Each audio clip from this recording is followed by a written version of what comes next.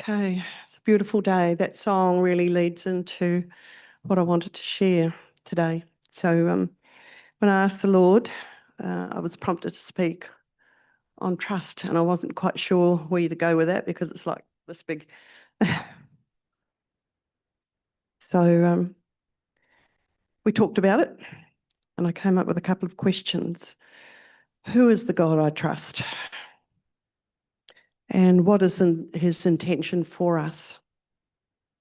And I was reminded that I had recently read Job chapter 38. And then last month also, Susan and I had the privilege of going down to see Graham Blakelock's son's film release on the book of Job. And so this chapter was really played out word for word. So bear with me as I read some of it. Now, I know Job most of it's kind of hard because he feels a sense of injustice and there's a lot of expression about that. That's not what I want to focus on. Chapter 38 is where God responds. And I don't even want to focus on what God's saying to Job in this, but what God's saying about himself. So bear with me. So I was going to take out just the lines that explain what God says about himself, but it felt like I might be sort of butchering the words and I didn't want to disfigure anything. So I'll just leave out the bits I need to. So from verse 4, where were you when I dug and laid the foundation of the earth? Explain it to me, if you are acquainted with understanding. So you get that sense of God saying, look, I've done all of this. Who decided on the measurement? Surely you know that. Who stretched out a line to measure the dimensions? Upon what base was the foundation set, or who laid the cornerstone? On the day when the stars of the morning broke out in song, and God's heavenly throng, elated, shouted along. Who held back the sea behind doors and brought the earth bursting forth from the womb of the deep? When for clothes I gave it a cloud, and for swaddling I wrapped it in darkness. When I placed shores around its limits and put up the doors and the bars, and I said to the sea, here you may come, but no further. And here is the shore where your grand waves will crash. Do you get that sense of what God's saying about himself? It's just, it's only a snippet of who he is, but it's so vast, so huge, so deep. In your short run of days, have you ever commanded the morning to begin or taught the sun to rise in its place? Under your watch, has the early light ever taken hold of the earth by the edges and shaken the wicked loose? Under dawn's early light, the earth takes shape, as does clay when the seal is firmly pressed in it. Its colours and features stand out, as well-made garment does from the body.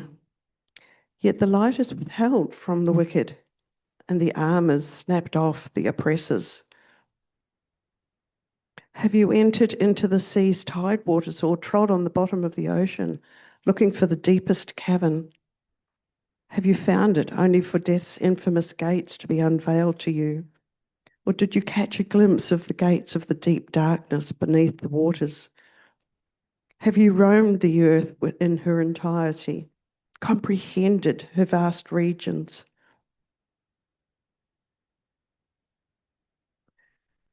Tell me, which way is it to where the light resides? And darkness, where does darkness live? And you escort it through the regions every day. Will you know the way to its home? Ah, but of course you know. Have you visited the vast cold treasury where the snow is stored? Or have you gazed on the shimmering frozen armories where hail is held? The hail which I keep on reserve for the time of great trouble, or for the day of battle, the day of war. Where is the way to the realm where light is scattered across creation? And where is the field where the east wind is divided up and sent across the face of the earth? I'll leave it there. I just wanted to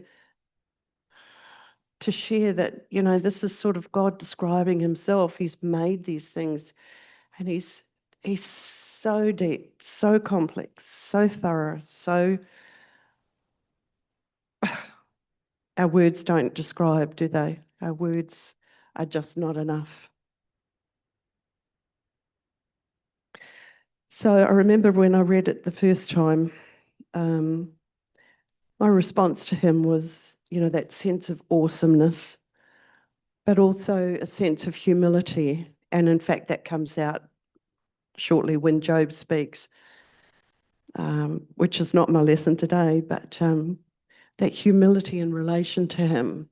God is so much, and we are so humbled. That strong sense of how wonderful God is. So the second part of my thoughts were, what is his intention for us? And throughout the whole Bible, God's agenda for us is always restoration.